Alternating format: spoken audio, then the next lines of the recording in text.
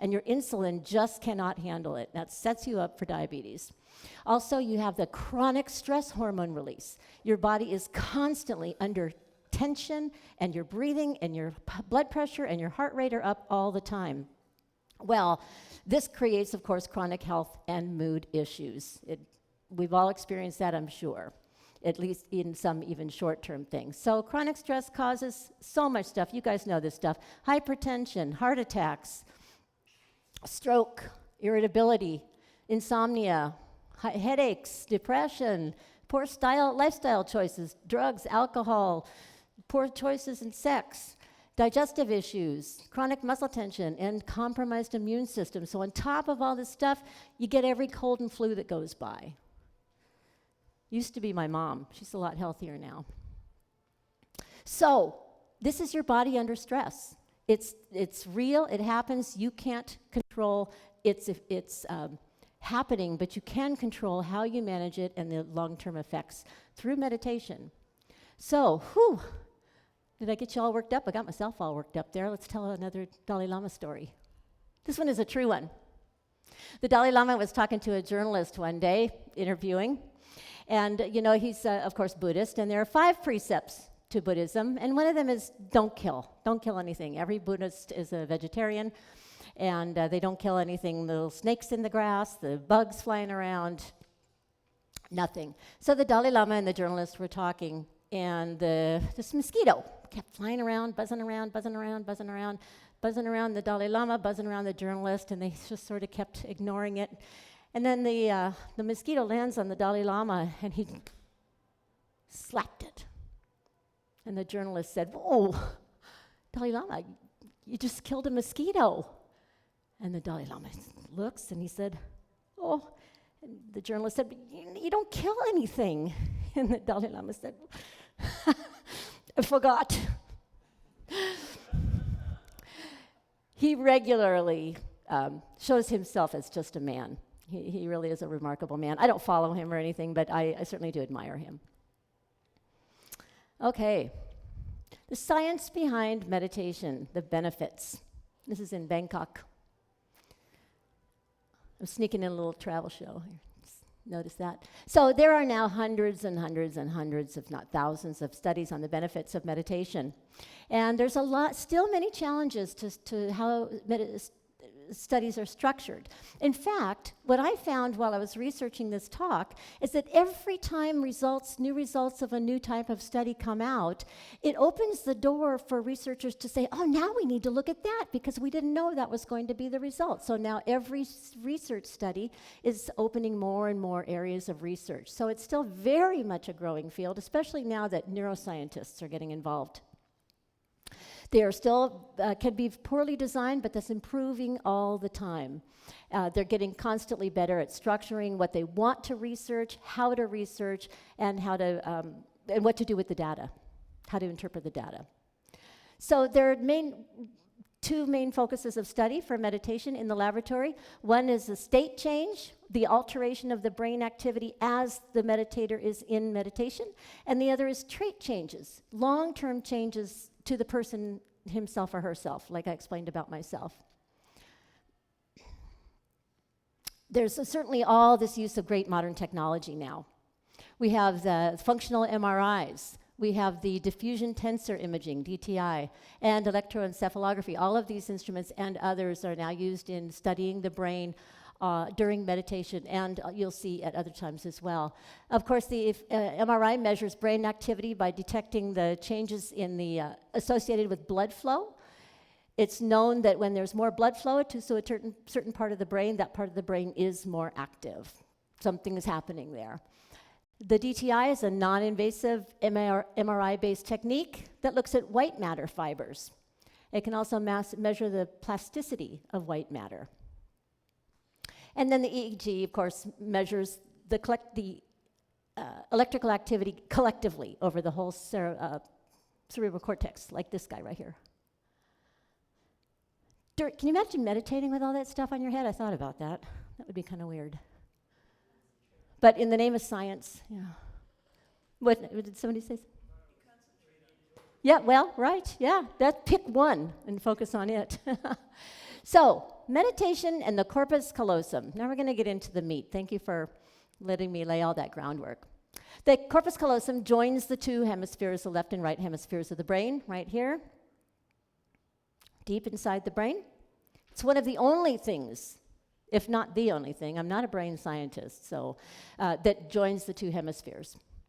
There is a close link between long-term meditation practice and the structure of the corpus callosum. And what that is that the corpus callosum is larger in long-term meditators. And by long-term, at least 4 years, but some of these volunteers in the study had been meditating for up to 50 years. This is in Indonesia, Borobudur, the oldest Hindu temple in the world. I'm up at the top there, beautiful country. So by the way, from here on out, I will be citing all of the studies. And if at any point you wanted that information, I can, after the talk, get you that, if you wanted to know more information about that particular study. Hemispheric integration, what in the world is that? The thicker callosal regions might indicate greater connectivity through the corpus callosum between the two hemispheres. Hemispheric integration is the ability for the two hemispheres of the brain to communicate well together. Of course, both sides of the brain we know have different operations, have different functions that they serve, but they are connected and they do talk to each other, and through the corpus callosum. So the thicker callosal regions help that connectivity. Increased hemispheric integration during cerebral processes involving prefrontal regions. What does that mean? This study found that long-term meditators had a greater integration, a greater ability for the two hemispheres to talk when they were not meditating, when they were actually using their prefrontal cortex to do process thinking, to think, to use logic, reason, all that stuff. They had greater integration across the corpus callosum. And the hemispheric integration allows the brain, what this does is allows the brain to encode and decode experiences accurately. What in the world does that mean? Well, if there is an objective reality, the HI, a good, strong hemispheric integration, allows you to perceive that reality outside of yourself in a fairly reasonable, accurate manner, is what this means. Do we know anybody who doesn't use that function, doesn't perceive the world in reality? Okay. I don't know, just off the top of my head. White matter. This is a 3D model of white matter. Yeah. Quick question. In the previous slide, the HI. Uh-huh. Let's say I have higher HI. I didn't get how would I feel different? Well, your experiences are more accurate in your perception. Your brain function tends to be more accurate, I guess. What I found, again, I'm not a brain scientist, but one of the things I found in researching hemispheric integration, because I didn't really understand it either, is that hemispheric integration training is often used in children who have behavioral problems. So their left and right hemispheres are not communicating well. And they actually do mechanical learning or computer learning to enhance this connection between the two hemispheres of the brain for children who have behavioral issues. So maybe that helps. It helped me a little bit. So, because this was all new to me. I just meditate. I'm not a brain scientist. Okay, good question, though. So the white matter. Yeah, this is a 3D model of white matter. I thought that was pretty fascinating. The white matter, this is the areas of the central nervous system for the brain, in the brain. I'll talk about that more in a second here. It used to think, and I remember this, that the brain, white matter really didn't do much. It was just sort of there as a holder-upper of the gray matter. But we now know, through brain research and neuroscience, that the white matter affects your learning, your brain functions. In fact, it acts as a relay to signals across the different brain regions to talk to each other. So, your hearing and your eyesight work together. The white matter is the medium through which that connectivity happens. Your prefrontal cortex, your thinking and your vision connecting passes through the white matter. So the white matter is far, far more important than researchers used to think. Well, what about meditation and white matter? What's up with that? This particular study compared mindful meditation practitioners with matched controls. That means for every meditator, they had a person who had never meditated that was matched as closely as possible, down to which handedness they were, age, general health. Well, they were all healthy, but all as many parameters being human as they could match. They matched 1-to-1 meditators with a control group. And the meditation found that, the researchers found that meditation, the results showed actually that there was enhanced connectivity between the brain regions in the white matter. Of course, they always have to say might. This study showed that, but it doesn't prove it yet, right? It was a result of this study, but more studies need to happen for them to say, yeah, we're fairly confident. But this study showed that there was a greater connectivity in the meditators. And it also showed that meditation, I thought this was huge, may reduce white matter degeneration, age-related degeneration, in key areas of the brain, the areas that we process thinking and all our senses. I'm going to talk a little bit more about that later because I found that quite interesting. I don't know about you, but I'm aging. And I see the brain function changes. And so if there's something we can do to slow that down, that interests me. This same study also looked at meditation and pain. What they found the researchers found was that meditation can influence the perception and the acceptance of pain. And I'm going to show you some pretty amazing images here in a minute. What they found was that meditators can apply a unique system in their brains that allows them to modulate and regulate how they perceive the pain. If anybody knows anybody who's in chronic pain or is themselves in chronic pain, this should be of particular interest to you. The anterior cingulate cortex, right back here, the thalamus, very, very deep inside in the primitive part of the brain, the insula, also deep inside of the brain by the brainstem, showed stronger activation in meditators. That means that as the meditators were meditating, around this area, deep inside the brain, there was more activity there. Meaning they had by the way, this particular group were chronic pain sufferers. Sorry, I didn't say that. But what they deduced from this greater activity in these particular areas, the cingulate cortex, the thalamus, and the insula, was that this was the areas that are closely associated with how we perceive pain. And so the fact that they were more activated doesn't mean they were in more pain. It means they were able to regulate their perception of pain in a more enhanced way than the control group did. And finally, activity during pain, the chronic pain meditators, the activity was reduced in the prefrontal cortex, the amygdala, and the hippocampus. The prefrontal cortex is where you tell yourself how much you're in pain. And that activity was reduced. The amygdala is that fight or flight spot in the brain.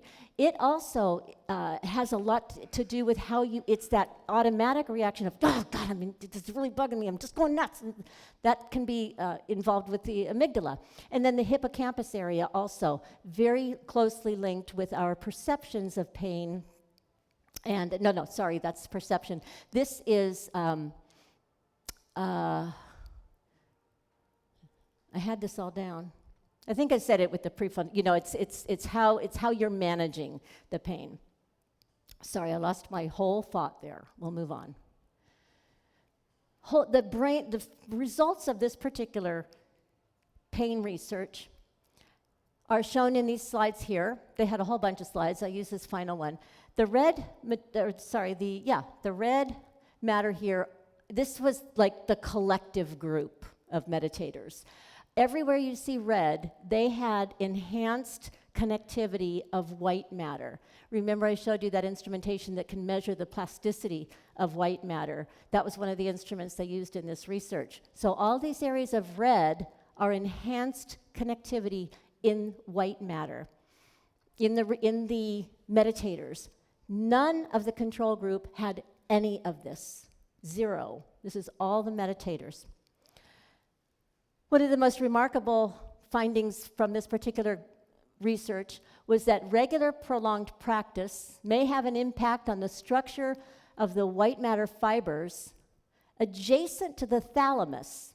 And the thalamus, again, is strongly related to how pain is perceived by the person because of the increased activity of the region during meditation.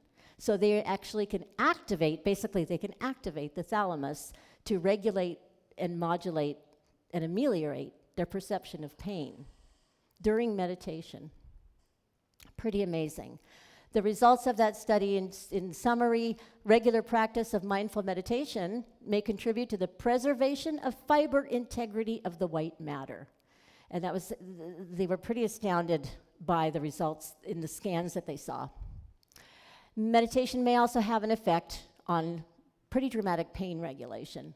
Another commonly reported, anecdotally reported result of meditation. What about the gray matter? This is where it's all going on, right? The cerebral cortex is mostly made of gray matter, not 100%, but most of the gray matter is all in the cerebral cortex. We have 4 lobes, the frontal lobe, this is where our thought processes, our rational thinking, our logic, the part of the brain we used when we realized there was no reason to believe in a God or of any kind. We used this part right here. And it also helps planning our movement. I'm going to raise my arm. I just used my prefrontal cortex. I'm going to put my arm down. Thank you very much. The parietal lobe back here, touch and spatial relations. The temporal lobe here on either side. This is your hearing, your memory, and then your occipital lobe back here, your vision. That's the general structure of the cerebral cortex. So, gray matter, what is it? Well, it contains most of the brain's neurons. This is what we think of when we think of gray matter. We think this is where all the synapses are happening, all the electrical activities happening, everything's happening in the gray matter, although we now know there's some pretty important stuff going on in the white matter too. These are the regions involved in the muscle control, in our sensory perception, our hearing, our seeing, our speech. When you have a stroke, when someone has a stroke and their speech is affected, we know now what part of the brain was affected by that stroke. And then this is also in the gray matter is where our decision-making and our self-control resides. And the gray matter is all the very dark stuff. This is the white matter, obviously, and then the gray matter is all in the cerebral cortex, pretty much on the outside. Although some of the gray matter does work its way into the interior of the brain. The hypothalamus, the thalamus, the cerebral cortex, that's all considered gray matter. They aren't like individual little organs like our digestive systems. So, meditation and changes in the cortical thickness. The cortical thickness is the cortex. What about that? Well, this study compared long-term meditators, again, with matched, I loved this term, I had to put it, meditative naive people. Again, as close a match as they could. What this study looked at, I pretty much just summed this one up because this was a pretty striking finding from the end result of this, was that greater cortical thickness in the medial prefrontal cortex, the thinking part of our brains. Meditators had thicker gray matter, thicker and denser, a higher concentration of gray matter in the orbitofrontal cortex, that's right behind the eyes, the part of the brain right behind the eyes, again, part of your evolved human walking, talking, thinking part of the brain, and then the superior frontal cortex right up here. That is a pretty striking finding. It was fairly dramatic, although I don't have images on that one. So meditation and gray matter, this particular study was a controlled longitudinal study. That means there was a control group and the meditating group. And the longitudinal means it took place over a period of time. This particular study was 8 weeks, and they looked at changes in gray matter. So they had a control group that did nothing, and then they had a control group that had never meditated before, and they put them through an 8-week meditation course, this MBSR program. And they looked at the concentration, the density of gray matter before the 8-week program and after. This was pretty interesting. That's a short amount of time, 8 weeks of meditating. The whole brain analyses showed an increase in posterior cingulate cortex, back here, inside, deep inside. Temporal parietal junction, the two areas where the two lobes join up in here. Measurable gray matter, increased density. The cerebellum, deep inside, surrounds the sort of inner part of the brain stem. And significant increases in the left hippocampus. They didn't really know why just the left, but it was just the left, after only 8 weeks. So significant that for these I did include the images. So all of these, that's a top view. Top view, there's the left hippocampus. View from like underneath there, the left, and here's the right that did not show a great increase, and again, left and right. Dramatic increase, which they did not expect. And then they also found 4 clusters in the brain that were significantly gray matter concentration or density. Again, for 8 weeks, 8 weeks of daily meditation practice, I believe they were meditating 15 to 20 minutes a day, not a long time. In this picture, the posterior cingulate cortex, that's down here. Look, that is how much density, that's the area that increased in density. The left temporal parietal junction here, right here, that whole stretch across 2 different lobes increased in density, grew gray matter. Remember when we used to think that when a brain cell died, that was it? Do you guys remember that? I was told that when I was a kid. Once your brain cells die, that's it. They don't ever come back. Well, we know differently now. And then here, 2 clusters of gray matter concentration in the cerebellum. And that's right there. Look at that. And right here. Huge changes, significant changes. And these were from new meditators, 8 weeks. These were not long-term meditators. So what about meditation and aging? Fascinating study. Well, of course, we all have known that normal aging leads to degradation of the brain. We see it, we feel it, we notice it. It happens. It literally and physically degrades. This is a normal brain, a young brain, I should say. I don't know if they were normal or not, but it's young. Well, in this particular study, machine learning was used to estimate brain ages in meditators and controls. Again, they had a long-term meditator group and a control group. Both of the groups did some sort of machine learning, some sort of simple testing, and they used the results. This was a very complex study. They used the results of that test to determine a correlation between age of the brain and age of the person. And the non-meditators, the control group who didn't meditate,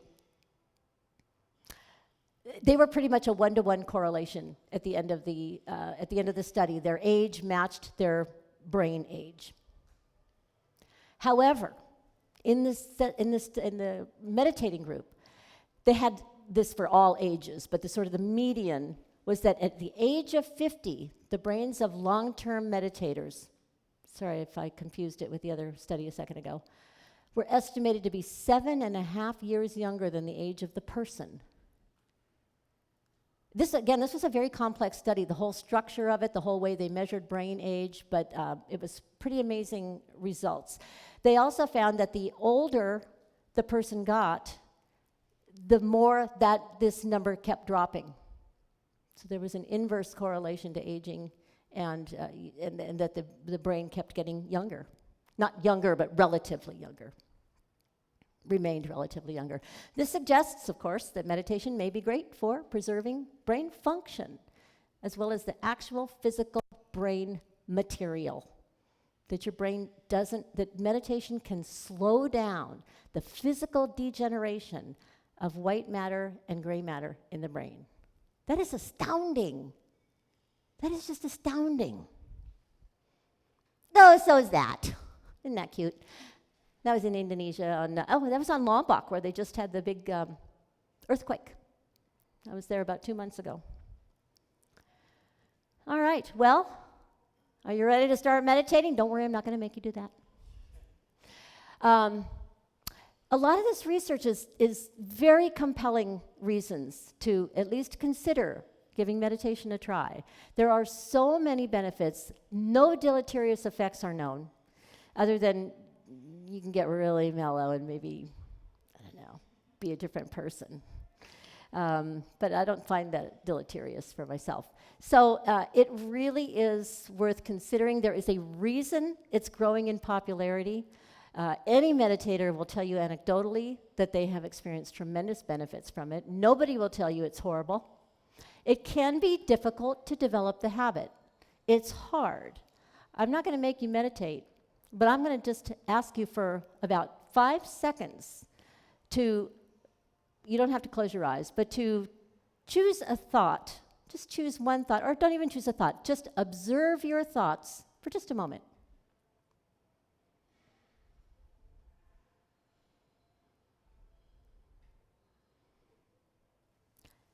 And just taking a moment, you might notice that there's all kinds of things going on. I all of a sudden heard the music. I hadn't even known it was playing. I noticed that light. I hadn't seen that before. You probably noticed several things at once. You didn't just have one thought. Am I correct? You had a lot of things going on. The brain is a pretty powerful computer going on there. Imagine stopping and purposely trying to take a step back from those thoughts and focusing your concentration on one thing. This is why the focus on the one thing is important. It gives your brain something to do. Your brain is not meant to be completely turned off. That's not useful or practical. But we can train it to slow down, to relax, to be able to better handle when stress or crises or any deleterious thing arises. And knowing that we've got now this science behind some pretty astounding benefits. So I hope I've given you a reason to think about the possibility of why meditation might be something that you would like to look into. And considering that we're in Silicon Valley, of course, I have to tell you about some meditation apps. All right. Headspace. This is a very popular app, and that's a fact. If you can't see that, it says the use of Headspace spiked 44% after the 2016 presidential election. So I imagine all apps have dramatically increased. It's just a tense time that we live in. Insight Timer is another good one. This is actually the top free meditation app on Android and iOS. Insight Timer. Meditation Studio. It's a little one-price dealy dog with 200 guided meditations. Guided meditations, by the way, can be very useful for newcomers because they while you're not just sitting in silence trying to focus on one thing, which can be very, very hard to do without guidance. Guidance meditation, I have actually done many guided meditations during my travels. I always meet these cute little German girls who go, "Oh, can we meditate?" And so I've actually done a lot of guided meditation. And so sometimes guided meditation can be very useful for newbies. It just gives you focus and can help slow your brain down. Oh My God, I Can Meditate. It's a little kind of a user-friendly lifestyle meditation app. And Mind Metro, which is more instrumental meditation. So guided meditation is verbal. Instrumental meditation just gives you that kind of nice, soothing sort of yoga type music. And then if you haven't already, consider reading Sam Harris's book, Waking Up. This is about his research into meditation and its benefits. Of course, he's a neuroscientist. He is a Vipassana meditation practitioner. He also, I put meditation podcast, but it's actually an episode on his podcast. He has a 30-minute meditation that is actually quite good. I've done it several times. Just sometimes I just need to do something a little different. And that one is actually quite good. The long one is 30 minutes, and then he has that same meditation that's like 15 or 20 minutes. But he's very good at guiding, and I really wish he would put out more. So, all right, well, after all of that, all I can say is, don't wait. Meditate. Thank you.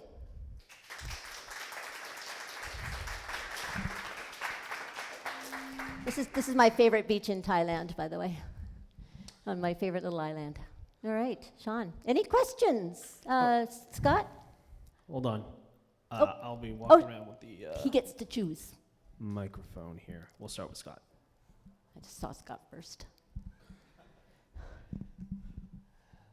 So in your research, did you notice any results or correlations that talked about relation to Alzheimer's or dementia or any of these other diseases? Aging of the brain? diseases? Yeah.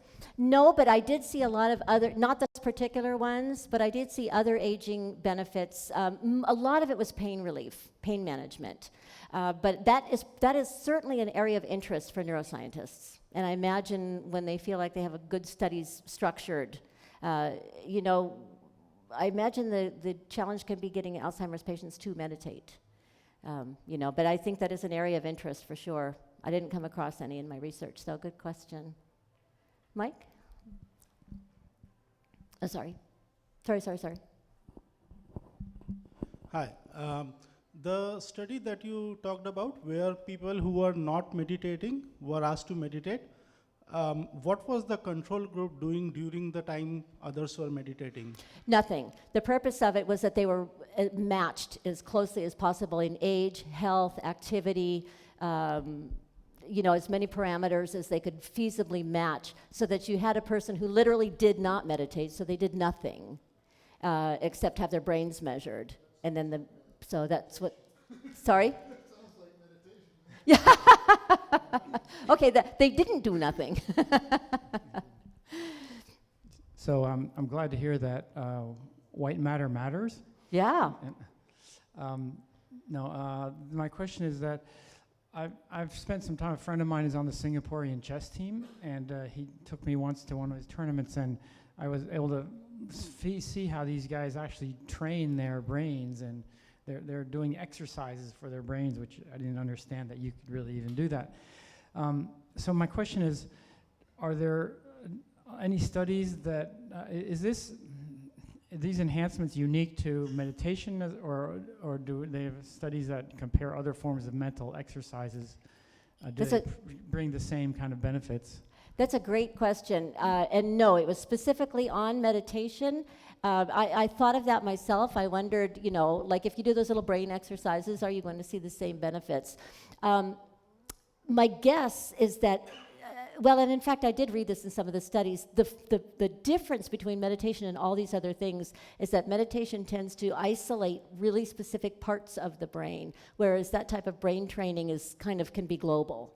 I did see references to that, but that it was specifically meditation. They did not compare to other types of brain training. But that's good insight. Good question. Okay, Werner kind of stole my thunder there, but when you're talking about the corpus callosum, I was thinking to myself, well, I can think of a lot of things that might make the corpus callosum grow bigger. Juggling, playing piano, even knitting might do that. Mm-hmm. How do we know that meditation is the best way to do something like that? Well, again, that's great. Again, it's a great question. But again, the focus is on that one part of the brain, that meditation is so focused that all the other parts of the brain are quieting down. All of the frontal cortex processes, where in juggling and torch throwing and stuff, you're fully engaged in your frontal lobes. And so it would be very hard to study that kind of thing actively because they're moving. And they've got all kinds of brain activity going on. So it is a valid question. It's a very valid question. I don't know how they would be able to compare, but we all can't learn to juggle. At least I've tried and I can't. but we can all learn to meditate. It's highly accessible, I think, is the appeal. It's highly accessible to people, but it's a very valid observation. Anybody else? Oh, sorry. And have they determined minimum and maximum amounts of time that were useful? I mean, can your brain not get into the meditative state if you don't do it for at least 5 minutes, or is there a maximum amount of time that's useful? Like if you do it for 6 hours, is it not any more useful than if you do it for 3? Things like that. Yeah, great question. If beginners can easily start with 3 minutes, and often can have a hard time making 3 minutes, but any meditation is beneficial, is the consensus of meditation practitioners. I don't know that research has established that. When the long-term meditators, as a rule, one of the studies, their average daily meditation time was 27 minutes. In one of the long-term studies, the one where the age was the median age of 50, the brain was 7.5 years younger, that large group averaged 27 minutes a day. The minimum thought to be most beneficial after you're able to sit is that long is 15 to 20 minutes. And many people only meditate 15 to 20 minutes. 30 minutes, great. I don't know that there's a greater benefit to going beyond an hour. Some people, what I've experienced, I have meditated for an hour many times. In fact, I went to a 10-day meditation retreat and meditated for 16 hours a day. That was intense. But it is true that I went deeper and deeper and deeper into a meditative state the longer I was able to sit. Because in the early minutes, in the early 15, 20 minutes, the periods of silence get longer, but it's still very hard to maintain. You still have thoughts arise, you still have things come up, you still have to bring your concentration back. For me, after about 30 minutes, I find that I'm staying in that meditative state for much longer periods of time, minutes, but then something will arise. It's just the nature of the brain, and that's why it's just a constant process. So 15 to 20 minutes, ultimately, if you're looking for a daily practice, to just incorporate. Right here. Oh. I'm right here. Oh, sorry. So to kind of bring things together for me, it sounds like from the white matter perspective, that's kind of like your wiring in your house, whereas the gray matter is pretty much everything else. I mean, all the electronics and everything, but Correct. It's also pretty much everything that you see with the lights turned on. Pretty much. So basically what meditation for me kind of sounds like, and again, I'm a skeptic, of course, but is basically updating your house's wiring from knob and tube wiring into something, a little bit more higher, able to handle kind of a bit more power. On the physical level, right? You're speaking to the yeah. physical brain. I think that's reasonable. Of course, the greater benefit is far extended beyond that. But yeah, or you're just constantly maintaining and changing the light bulbs as they burn out, instead of letting them burn out one at a time and then they all go out. I like that too. Okay. Jessica, did you run across any studies on meditation and hallucinogenic drugs, either comparing them or meditating while on hallucinogens? I did not. It's not generally, that's kind of frowned upon. It sort of defeats the purpose of meditating. The two together, I should say, like ayahuasca and meditating. It's possibly or correlating using meditation techniques and using hallucinogenic drugs. Yeah. I didn't run across any studies. I've got some personal anecdotes, but We have time for one more if anyone has one more question.